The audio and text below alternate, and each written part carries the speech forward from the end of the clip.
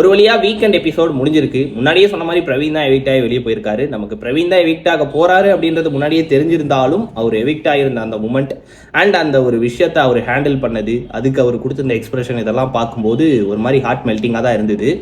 இதே தான் பார்வதியும் சொல்லியிருப்பாங்க. நீங்கள் மறுபடியும் இதே விஷயத்தை ரிப்பீட் பண்ணும்போது, அதாவது ஒருத்தர் மேலேயே ஓட்டிங்கை போட்டு இன்னொருத்தர் அப்படியே சேஃபாக வச்சுக்கணும் அப்படின்னு சொல்லி நீங்கள்லாம் குரூப்பாக சேர்ந்து ஒரு விஷயத்த பண்ணும்போது இந்த மாதிரி தான் டிசர்விங் கண்டஸ்டன்ட் வெளியே போவாங்க அண்ட் அன்டிசர்விங் கண்டஸ்டன்ட் உள்ளேயே ரொம்ப நாள் இருப்பாங்க. இதெல்லாம் நடந்துட்டு தான் இருக்கும் அப்படின்னு சொல்லியிருந்தாங்க. அது டோட்டலி 100% ட்ரூ தான். அதை நான் அப்படியே கம்ப்ளீட்டாக அக்ரி பண்ணிக்கிறேன். இவங்க எல்லாரும் நாங்கள்லாம் ஒரு ஃபேமிலி, நாங்கள்லாம் வந்துட்டு ஒரு பாண்டிங்கில் இருக்கோம் அப்படின்ட்டுலாம் இல்லாமல் இண்டிவிஜுவலாக கேம் விளாண்டுருந்தாங்கன்னா கண்டிப்பாக அரோரா அண்ட் சுபிக்ஷா இவங்க 2 பேரையுமே எவிக்ஷனுக்குள்ளே கொண்டு வந்திருக்க முடியும். ஏன்னா இந்த வீக்லாம் ஒரே ஒருத்தர் எவிக்ட் பண்ணியிருந்தாலும் அவங்களையும் வந்து நாமினேஷனில் எடுத்துக்கிட்டாங்க. அப்படின்னு இருந்தப்ப அவங்கள ஈஸியாக ஒருத்தராவது நாமினேட் பண்ணியிருக்க முடியும். அப்படி பண்ணியிருந்தால் அவங்களும் வந்து நாமினேஷனில் வந்திருப்பாங்க. சப்போஸ் அப்படி அவங்க 2 பேர் வந்திருந்தாங்கன்னா டோட்டலாக இந்த வீக்கோட ரிசல்ட் எல்லாமே மாறி இருந்திருக்கும். துஷார் அண்ட் அரோரா ஜோடியாவே வெளியே போயிருந்திருப்பாங்க. At least Tushar and Ramya, Jo, Aurora இவங்களுக்குள்ள யாராவது வெளியே போயிருப்பாங்க அன்டிசர்விங் கண்டஸ்டன்ட்னு சொல்லி நம்ம ரொம்ப நாளாக சொல்லிக்கிட்டு இருக்கவங்க.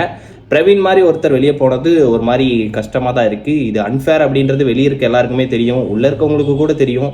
ஆனாலும் இதுதான் இவங்களோட ரிசல்ட். இதுக்கு முன்னாடி சீசன்லாம் ரீஎன்ட்ரி அப்படின்னு சொல்லி ஒரு விஷயத்த பண்ணியிருந்தாங்க. எவிக்டாக வெளியே போனவங்கள மறுபடியும் அதுலேருந்து யாராவது ஒருத்தரை மட்டும் உள்ளே கொண்டு வந்துட்டு அந்த மாதிரி ஏதாவது ஒரு முடிவு எடுக்கிறீங்க அப்படின்னா ஆதிரை சைடு போக வேணாம், பிரவீன் சைடு போய் பாருங்க. ஏன்னா அவர் அட்லீஸ்ட் கேம் எல்லாத்தையும் 100% எஃபர்ட் கொடுத்து விளாட்றாரு. இண்டிவிஜுவலாக விளையாடுறதுக்கு என்னென்ன பண்ண முடியுமோ அதெல்லாமே பண்ண ட்ரை பண்ணியிருந்தாரு.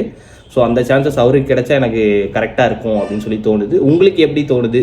அந்த ரீஎன்ட்ரி சப்போஸ் வந்துச்சுன்னா அந்த ரீஎன்ட்ரி யாருக்கு சூட்டபிளாக இருக்கும்? ஆதிரைக்கா இல்லை வந்து பிரவீன்கா அப்படின்றத கமெண்ட் பண்ணுங்கள், நானும் தெரிஞ்சுக்கிறேன்.